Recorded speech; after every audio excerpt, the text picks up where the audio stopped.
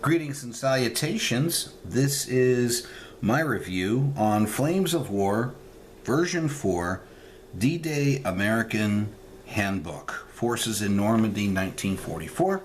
On the front here you've got Sherman's in action.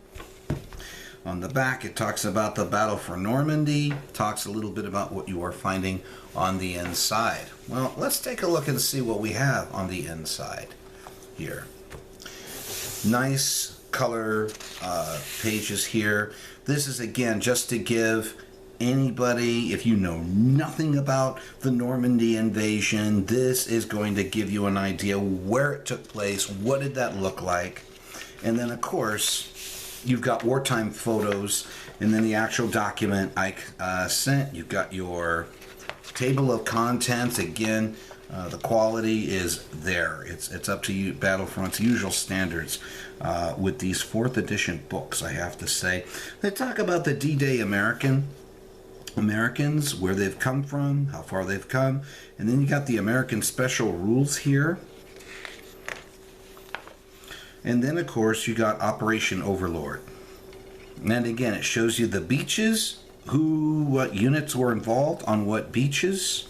Okay.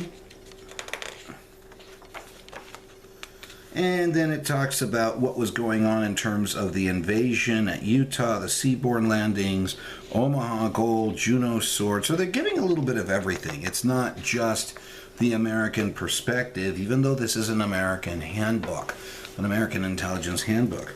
Now here we have a Know Your Tanks section, which again, if you're experienced, that's fine, but this is, I think, really aimed for people who, they just know a Sherman's an American tank and that's it.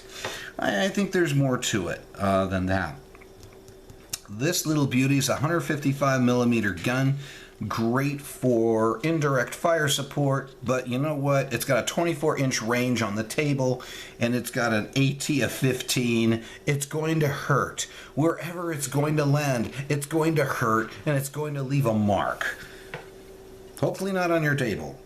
Okay, let's talk a little bit about the infantry here. You've got a plethora of American infantry to choose from. If you want the parachute rifle company, the glider rifle company, these guys, they're there.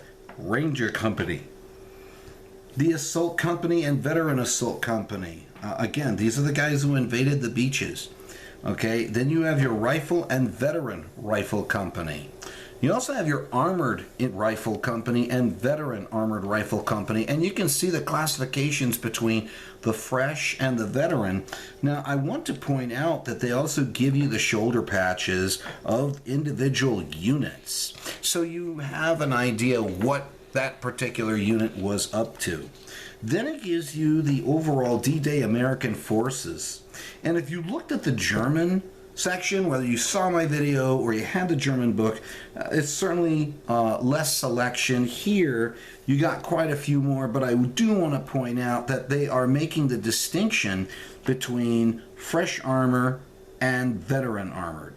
Okay, so you have here, if you're looking and playing a campaign, D-1 formation. Here is the D-Day formations themselves, and then this is the breakout when you're driving toward the Seine River and ultimately liberating Paris.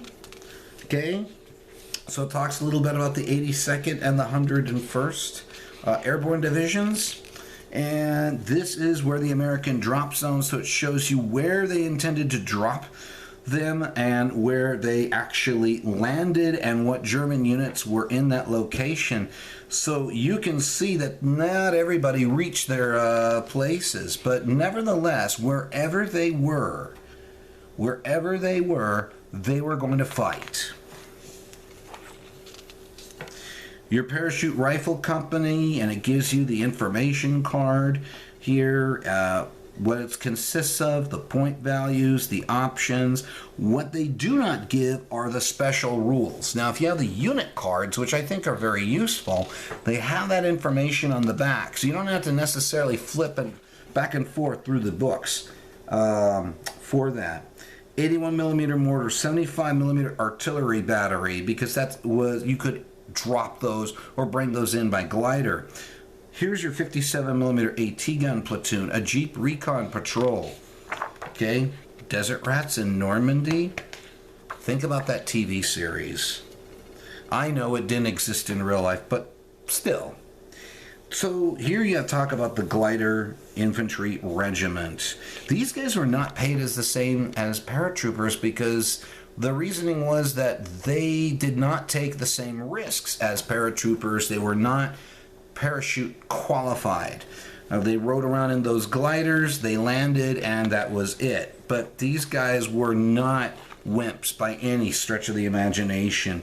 So if you wanted to do a glider, you could. Hit the beach. This is talking about how the beach landings went on that day. Here's a nice piece on there. This was a tough thing. Omaha Beach was probably the one where the Americans took the most casualties. Things did not go completely as planned. There were units that landed in the wrong place with the current. Some people made it, some people did not. Kind of nasty. They talk about the Rangers and the Pont du Hoc. Here it is a national monument out there in France today. They still have the craters out there, so you can actually see it if you were to go there. Ranger Company, if you've ever seen Saving Private Ryan, those guys were part of a Ranger Company. Okay, this is the 29th Infantry Division. That was their 29 Let's Go. That was their motto. You had the Assault Company here. These are the guys who came in on the landing craft. They basically were like rifle companies, except there were some changes made. They switched out some teams, put in more firepower. They added flamethrowers, demolition gear. They trained them, and it shows you how they packed the landing craft with that. It was absolutely astounding. Again, if you have not seen Saving Private Ryan, those first 5-10 minutes, it's eye-opening. So the 29th, once they got the beach in, then they went on in toward Brittany, and they kept working their way through. Then you have your regular rifle company, okay, supporting with machine guns and mortars and AT guns, and even had the 105mm cannon platoon. Then you got the big red one, those incredible veterans. They're veteran assault companies here, so you can see what they were. And then again, it shows you Operation Cobra. What did the 1st Infantry do? So this is where Patton was breaking out, because once they got out of the hedgerows, it was anything goes. You have your veteran rifle company there. We have the breakout, so it tells you. So it goes from July 24th to August the 4th, 1944. Okay. So you got the 3rd Armored here with the M4 Sherman Company. Gives you the information on the Shermans. The M5 Stuarts. Eventually the M5 Stuarts were replaced later on in the war by the Chaffees. Not every unit did get the Chaffees, though. Some of them still worked with the M5 Stuarts. Armored rifle companies, basically think guys who had a lot of weapons, and they were mounted in half-tracks, and they had armored support. So this is a very formidable unit, the armored rifle. But most of the guys were your bog standard rifle company. M8 Scott Assault Gun Platoon. Think of a Stuart with a short barrel 75, and you got the idea. Here's Operation Cobra, okay, with the 2nd Armored Division. Veteran M5 Stuart Company, Veteran Armored Rifle Company, okay, and then of course we have the 644 Tank Destroyer Battalion, the M10s. Some of the units switched out for the other ones, because the M10s were the Wolverines. You had the Hellcats and you had the Jacksons later on, but some units stayed with the M10s until the end of the war. So it gives you all kinds, and again, lavish photographs. The really cool part is that, you know, it gives you some information about the units and what they did. Okay. And then, of course, you got your support units, which, again, the M12, okay, the M7 Priest battery, the M105 Field Artillery battery, and then you got the Grasshopper, the L4 Grasshopper, okay, can do an awful lot of things in terms of spotting, but that makes them a fire magnet for the anti-aircraft if the Germans have it and they are in range. You have the M4 Sherman Observation Post, the OP, not meaning overpowered. You have the M16 and the M15. The M16 was called a meat chopper. It had 450 caliber machine guns mounted on it. Great for anti-aircraft, but when you turned it on an infantry position, yeah, that was not pretty. It really wasn't. P-47 Thunderbolt fighter planes, otherwise known as Jugs. Incredibly useful as ground support aircraft. Excuse me. So here's a D-Day American force, for example, and you can start out with the original starter set here that can be set on, and then you can add a couple of more platoons in there. And then, of course, it gives you the painting guide as well, and I believe those are keyed into Vallejos. So again, you can do an awful lot. It tells you how to do the Americans, how to do the riflemen and the paratroopers, but it also gives you the basing guide. It's literally showing you how to do everything, which is really awesome.